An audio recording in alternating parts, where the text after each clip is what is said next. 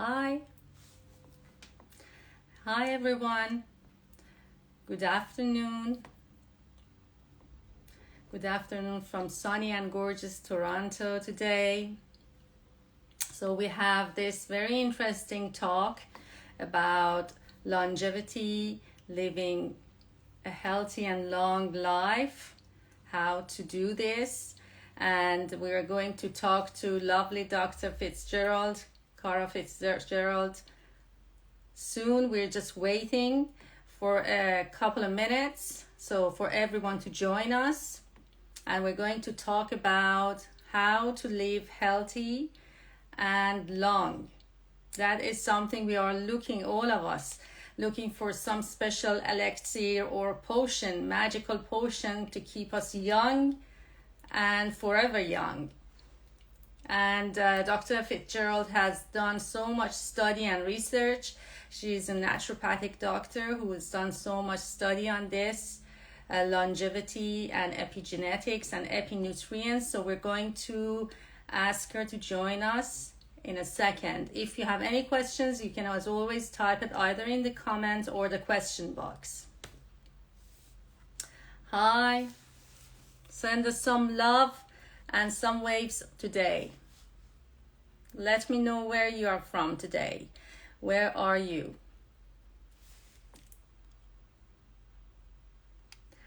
Hi, everyone.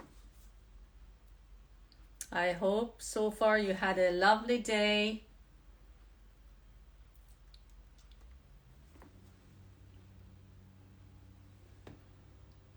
From Chicago. Nice. California. Good. Good to see you all.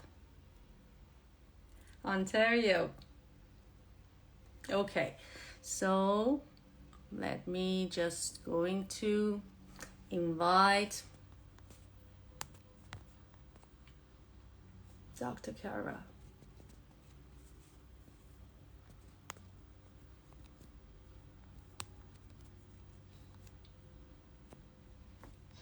I think she's still not here. Hi.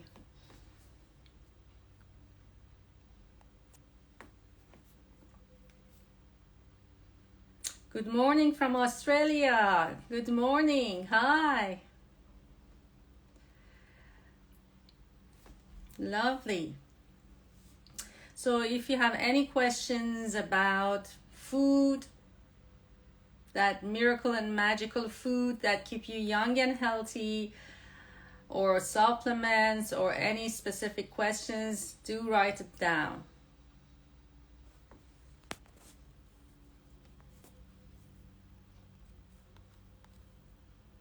Dr. Kara. No, we're still waiting. I am well, thank you.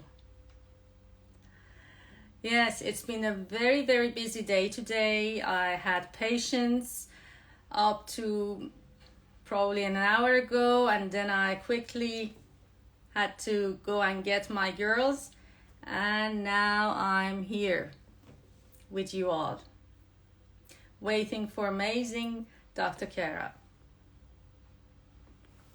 She's an author of a lovely book. I love the book. I definitely recommend all of you to get a copy and read it tonight.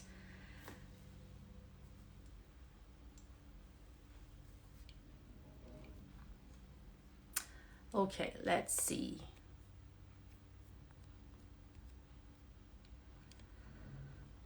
I'm still not seeing Dr. Kara.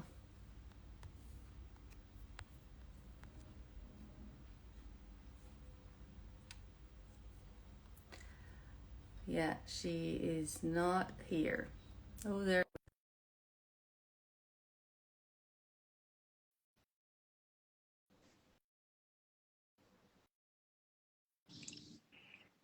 Hi. Hi there. Hi. Good to see you again. Yeah, likewise. Lovely. So I was just talking to everyone about you and how much you've done studies and research on longevity, epinutrient, epigenetics, your book and research, and everyone started sending some questions. Good. So if you quickly introduce yourself to people who may not know you, and then we will dive into juicy stuff. Okay. My name is Kara Fitzgerald. I am by training a naturopathic physician. If you follow me at all, you know that I am a longtime teacher and practitioner in functional medicine. I'm on faculty at the Institute for Functional Medicine and have been for, I guess, going on 13 years now, maybe 12 years now. I also conduct research into diet and lifestyle interventions on gene expression, specifically on epigenetics, and we are looking at changing the rate of biological aging. So our two publications showed a decrease in the rate of biological aging or bioage reversal, and so that has been a huge area of interest and focus for me. And that's my background. You can go over to my Instagram if you're not already there and see what we're up to. And I have a podcast, and we've got a blog and all that jazz too, so we can inundate you with information. Lovely. Great. So we keep hearing about epigenetics, genetics.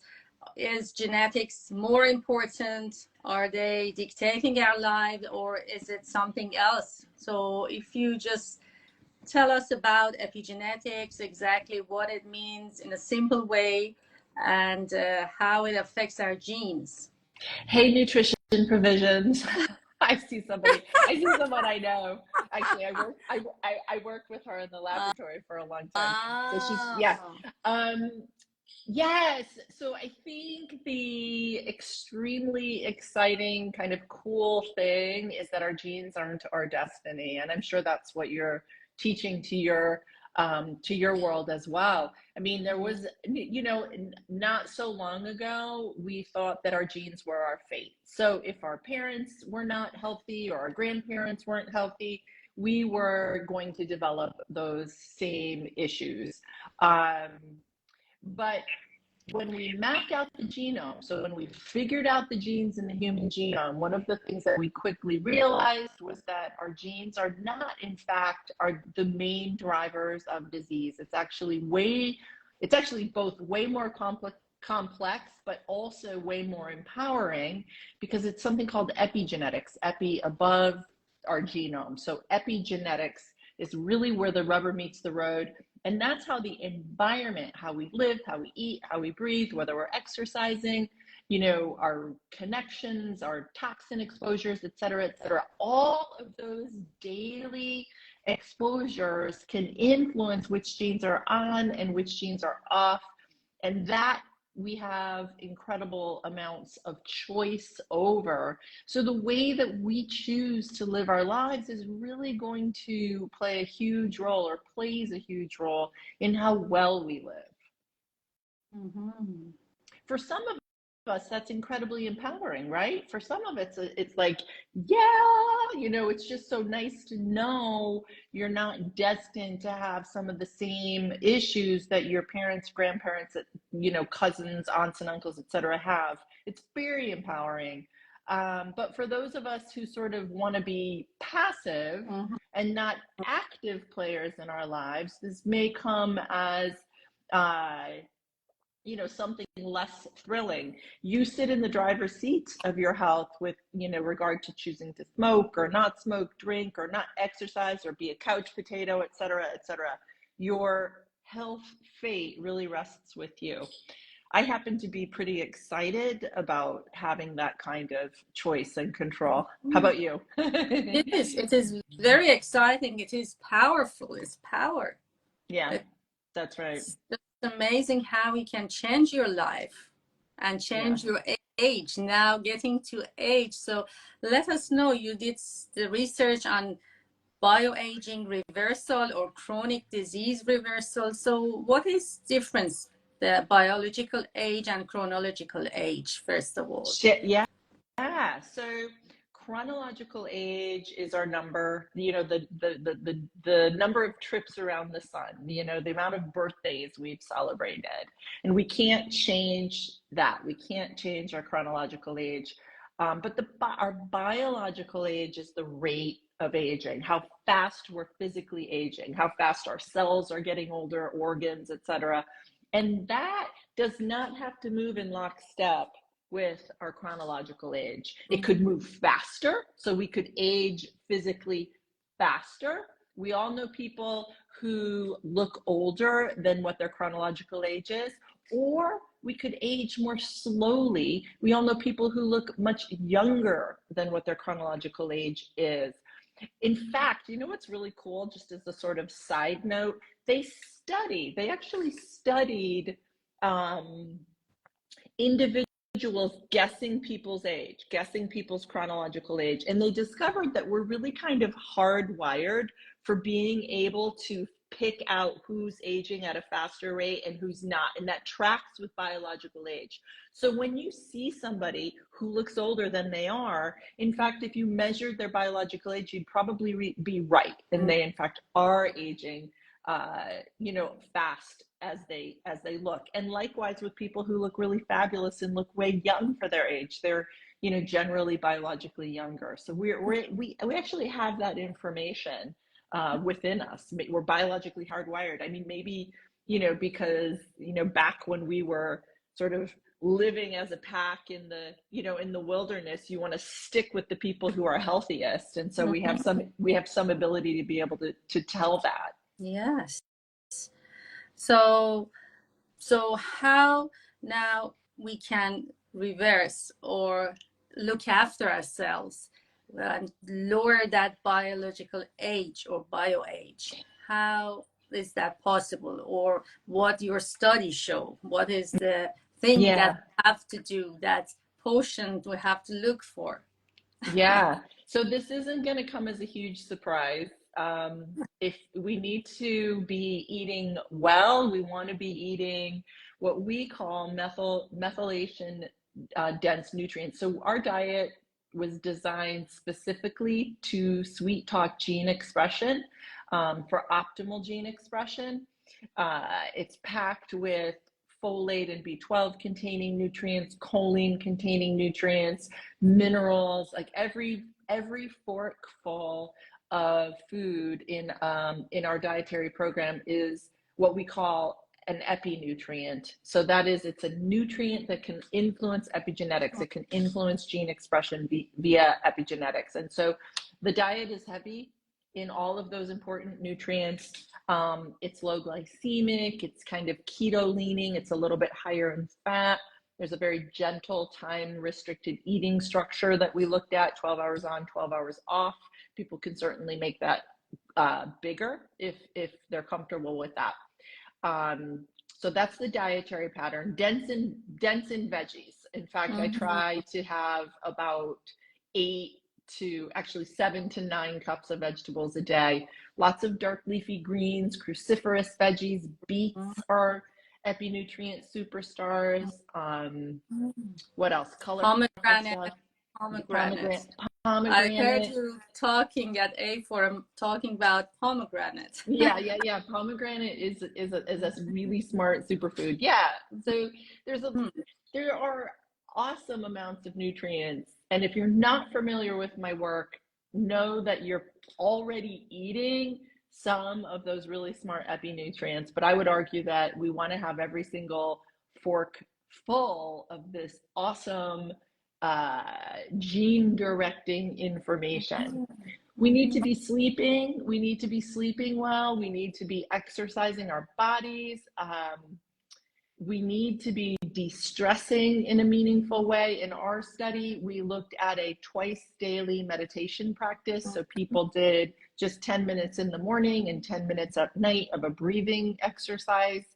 And then we had people take 2 supplements. One was a probiotic, because the gut microbiome has a lot to say over how healthy we are in gene expression.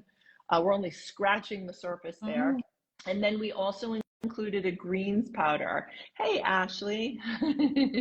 I just podcasted with Ashley Kopp. I think she just joined. We just did a really awesome podcast on specialized pro-resolving lipid mediators, those fish oil derivatives. But yeah, so that's what our program looks at. Now, there's another really important aspect of a way that we can influence gene expression is community and connection. So we couldn't put that in our research study, but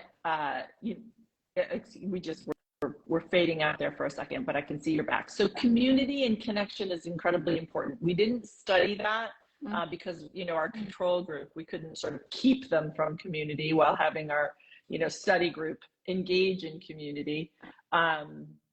Somebody has a question on insomnia. I'll circle back to that in a second. But anyway, those are community, connection, family, or it doesn't have to be your family of origin, pets, etc.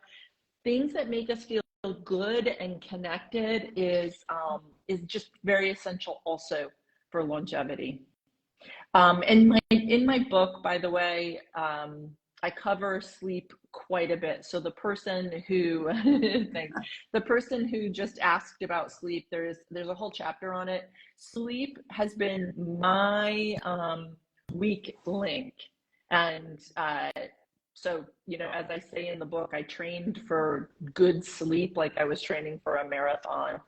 So do check it out. It's actually pretty cheap at Amazon. It's pretty cheap at Amazon if you can access it through Amazon. Someone is asking about exercise and how that affects the aging process if they're not overweight.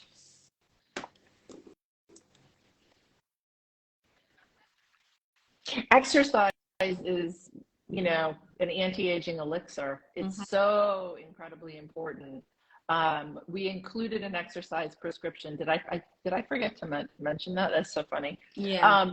We included an exercise prescription in our research. So we wanted people to do, it was just a minimal prescription, at least 30 minutes, at least 5 days a week of a perceived exertion of 60 to 80% of your maximum. So this is, if you're at 60% of your maximum, maybe you're very lightly sweating, you might be breathing a little heavier. 80% of your maximum, of course, you're, then at that point sweating a little bit more, you're breathing a little bit heavier. You should be able to carry a conversation at 60%. At 80%, you can talk, but it's probably getting a little bit harder. So we wanted people to exercise within that zone. They can determine what that zone, how that is for them. What the 60 to 80% is entirely subjective. It's your 60 to 80%. It's not my 60 to 80%. Research suggests that we're very good at identifying our 60 to 80%. So we didn't need to use, really fancy tracking tools for individuals. We just gave them that one instruction for their own perceived exertion scale. And they could do whatever they wanted. You can walk, you can jog, you can ride a bike. My mom loves gardening and she's getting up and down and moving. And for her, that can put her up to 60%. The research on aging, specifically looking at how it regulates gene expression, is extraordinary and important. It's potent. I mean, it acts like kale. It acts like a green leafy. It acts like a cruciferous veg. Like, it just does all these wildly important mechanistic things. We know people who are exercising well are aging more slowly. People can over-exercise, of course. We all know that people can over-exercise, and that can be pro-aging. So if you're overdoing it, if you're pushing consistently past your limits, that can have a pro-aging effect. Certainly, again, if we've ever done that, I used to compete athletically, and I would get sick at the end of every season. I think that I overdid it. Not that I would ever take that time away, because I really enjoyed my period of competition. but I would argue that I was less healthy. I could have trained Mm-hmm. smarter though. So I think there's plenty of people who are amateur pros or, you know, amateur competitors or professional competitors and can do it, you know, smarter than I did. But anyway, exercise is essential. So again, just to recap, so for the study showed that to eat lots of vegetables, 7 to 9 cups of veggies daily, cruciferous veggies, green leaf veggies, and lots of beets. What about fruits? Like berries, again, that's one of the epinutrients, isn't it? Mm-hmm. And drinks, coffee, green Yeah, tea, it again. sure is. It sure is. Yeah. Yeah. So those Coffee, and green tea, mhm. water, oolong tea, mushrooms, by the way, are superstars. Mushrooms. I Yeah, mushrooms are a part of Any my my type of regular mushroom? supplement set. I think so yes, any type of mushroom and things, you know, there are wild mushrooms like shiitake, enoki. You know, button mushrooms are the ones that we can go and get in any grocery store. They're very readily accessible. They do have good nutrients within them, but there's others that are more nutrient dense and more sophisticated in what they're able to offer the body. Oyster mushrooms, um, uh, in our dynamic does in the things that we consider the best. I list shiitake, but really, if you look in the nutrient appendix in the back of the book, you'll see all of the mushrooms are really epi-nutrient superstars. Mm. And so, And you yeah, just to mentioned kind of fat. cut to What the about chase. fat? Which Mm-hmm. fat Yeah. you had in your plan, the program? So decent fats are, you know, clean sourced omega-3 fatty acids, omega 9s. What else? I think olive oil is fabulous to have, you know, cold pressed, organic, ideally. Obviously, fish is an epi-nutrient superstar. We want to be having, you know, we want to make sure our bodies are getting enough EPA and DHA. I'm a huge fan of avocado oil. That's my high heat cooking oil these days. We advocated coconut oil. Coconut oil is great as long as you can confirm it doesn't negatively influence your lipids. For some of us, it does. For some of us, it'll push a more pro-inflammatory, pro-atherogenic lipid profile. So you want to just confirm with your doctor that you can do coconut oil without a problem. Okay. And so what about protein? How much Protein. roughly? Yeah, protein. So in our original program, our protein was about 0.6 grams per kilogram body weight. It's not a super high protein. It was actually leaning on the slightly more conservative side, unless you're training, unless you're pregnant. I mean, there's all sorts of caveats for when to increase protein. Older people need more protein. So I have since, that's an incredibly important point. I recently published a blog that people can access if they just put it into their Google search engine or whatever their search engine is, Kara Fitzgerald, protein and younger you. If they put in those 3 search terms, they can find a recent blog that we published. Or just go over to drkarafitzgerald.com and type in protein there. You'll be able to pull the blog up. And so for those of us who are training, who are wanting a greater muscle mass, you can look at how to layer in a higher protein diet into the younger you. It's difficult to eat very high protein, you know, 100 plus grams per day, and get all of the epi-nutrients. So my solution to this, to consume higher protein is incredibly satiating. So if you're doing high protein, you're probably not eating a whole lot else. And I think that we can, I think that there are long-term problems with just, focusing only on protein as your main macro. So for that reason, what I suggest people do who want to turn the volume up on protein is, during their resistant training days. So this could be, 2 to 4 days a week or so, do a high protein and then toggle that between, on the other days, really hitting those epi-nutrient targets that we created. So a high protein day, a younger you day, high protein day, younger you day, something like that. And that's what I've been doing as I do more resistance actually, I've always done resistance training, but as I just try to toggle the younger you program with a higher protein intake, that's what I've been doing. Great. That's a great tip. And what about supplements? Did supplements, or does supplement have any place here? Do you supplement? So in the research study, again, we included a probiotic, and then we included a greens powder just to give people an extra hit of those all important epi-nutrients.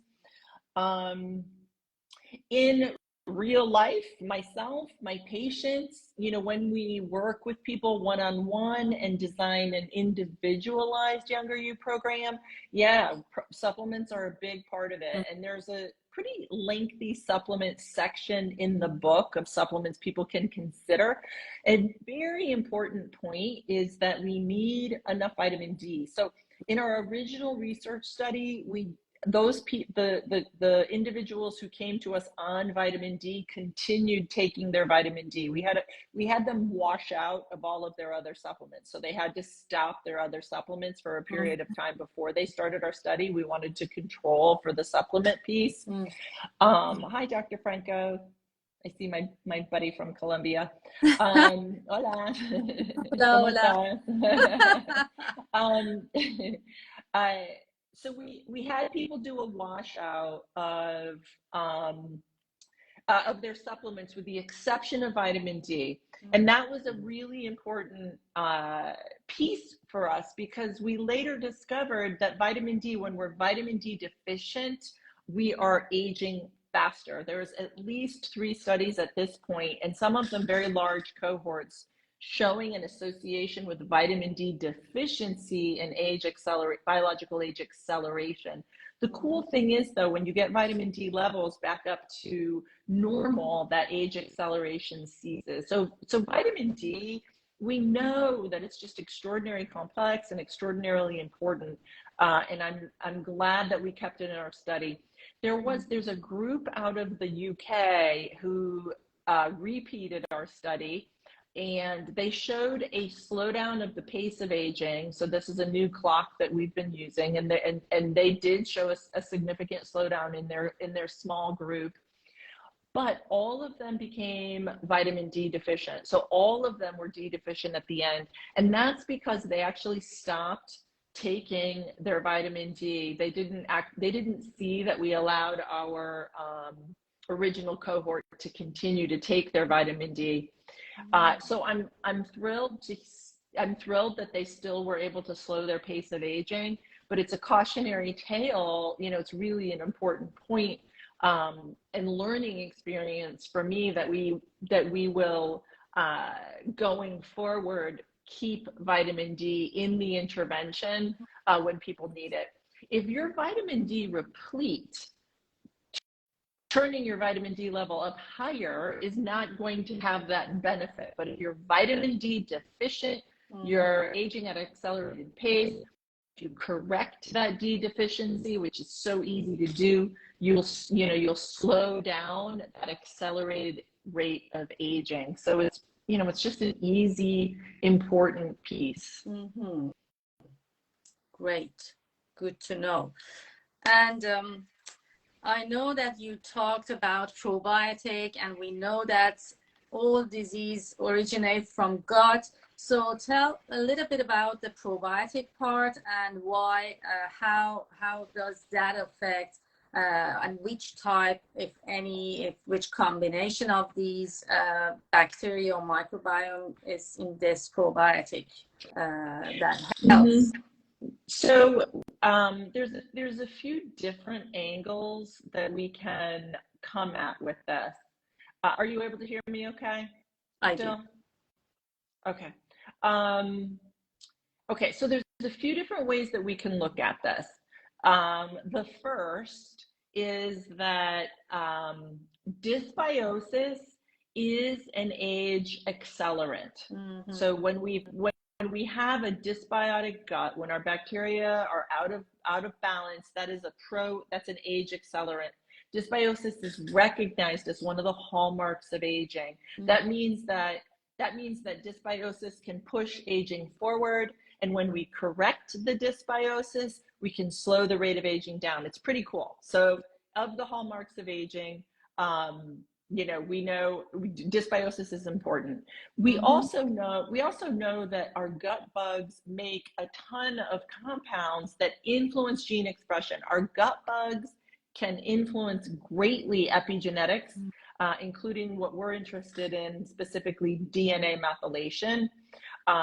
So we want to have a healthy microbiome because it will transform the food that we're eating into what we call postbiotic compounds that are absorbed systemically and do really, really important stuff. Just going back to your point about hearing me talk about pomegranate is a classic example. It makes a postbiotic compound called urolithin A. In a healthy gut, it will make this all-important postbiotic compound called urolithin A, a mitochondrial superstar, also an epinutrient superstar. So yeah, I am a huge fan of a healthy gut for gene expression, gene regulation. Also, the final thing is that a healthy microbiome is basically capable of making a multivitamin. It can make B12, it can make folate, it can make other B compounds, biotin, et cetera, et cetera. So when you've got a good, robust microbiome, you're making a lot of these all-important micronutrients. And we specifically in our study used a probiotic that had some evidence behind it for making folate. We didn't give folate, we did not give B vitamins to our participants, but we did show a significant increase in circulating methylfolate. Methylfolate is a key player in DNA methylation. It's essential for DNA methylation, for the methylation cycle. So we were pretty excited about that. I will say that in the subsequent years since our original study, we are now leaning on using Akkermansia a little bit more because Akkermansia is a keystone strain.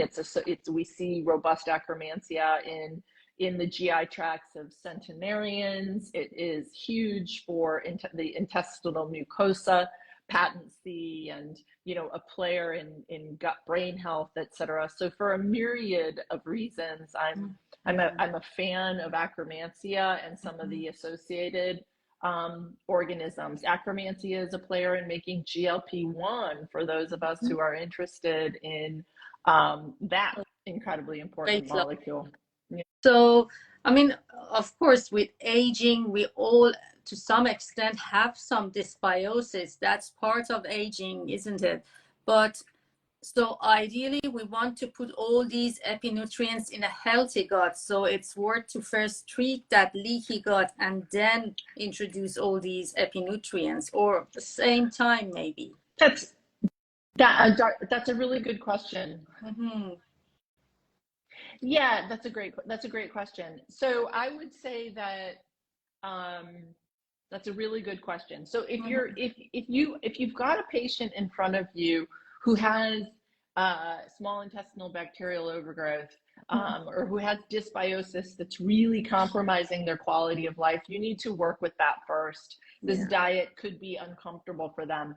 And in our research studies, so far, we've only used a healthy cohort, which is cool on one hand, because it shows that we were able to slow biological aging in a healthy cohort, because when we're not healthy, we're actually aging at an accelerated rate. So arguably, it's a little bit easier to turn the volume down on that acceleration, when you're unhealthy. But we specifically wanted to isolate, just healthy cohorts. So that's what we looked at.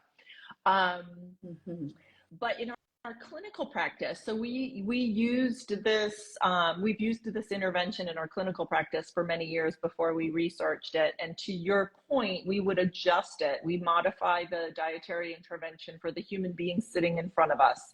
We do that routinely in functional medicine. So if they need a low FODMAP, or if they, if they have allergies to certain foods, or if they've got, histamine intolerance, any one of those myriad kinds of clinical presentations that we see routinely, we modify the dietary pattern according to what their needs are, and then we expand it out as they get better. However, let me just say though, regardless of what's happening clinically with this patient, we can introduce epinutrients. So they can get some of this all-important information, even with a therapeutic dietary pattern. And then, as they get better, obviously we expand it. So yeah, I agree with your fundamental approach. That's great. Amazing. I love this book. I did my check the questionnaire, and my bioage was -1.2. I just lost you. I still have to work. What is yours? Out of curiosity. Maybe we can do one more question. Yeah. I'm sorry. Ask that question again. I can do one more question, and then I should scoot. I've got another conference. But go ahead, ask me. Someone was asking about vitamin D, and does it have to be combined with K, or is it okay to be D on its own? So does it make any difference? That's such a good question, and everybody asks me, and I always forget to address it from the get-go. Somebody always asks me. I would say that probably close to 100% of the time in my practice, I'm giving vitamin D3 with K2 because it's easy to do. It's not, that combination isn't terribly expensive, and it's just kind of a why not? It's a no-brainer. So K2 will guide the calcium, the calcium carrying proteins to sort of usher that calcium to the bone and where it's needed, as opposed to depositing it in the arteries and elsewhere. So I think K2 is incredibly important.